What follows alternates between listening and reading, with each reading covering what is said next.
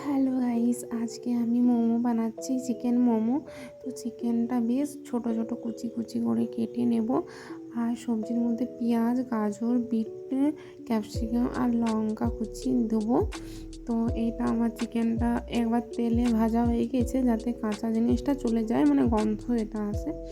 তো তারপরে তেল গরম করে ওটার মধ্যে পেঁয়াজ, গাজর, বিট, ক্যাপসিকাম আর লঙ্কা কুচি দিয়া এটা ভালো করে ভেজে নেব। তো এটা হালকা ভেজে নেওয়ার পরে চিকেনটা দিয়ে দেব। তো তারপরে নুন দেব, হলুদ, জিরা গুঁড়া, ধনে গুঁড়া আর গরম মশলা, চিকেন মশলা। চিকেন মশলাটা একটু বেশি দেবো। তো আমার পুরটা রেডি হয়ে গেছে, যেটা মোমোর ভিতরে দেবো। তো এই দেখো, তারপরে এই ময়দার ডোটা আধ ঘন্টা আগে মেখেছিলাম। তো এখন বেলে নিয়ে সবগুলো ভরে, তো এই আমি 5-6টা ডিজাইন বানিয়েছি দেখো।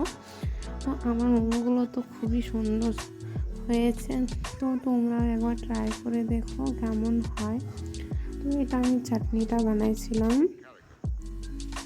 তো আমার ভিডিও কেমন লাগে প্লিজ কমেন্ট করে বলো।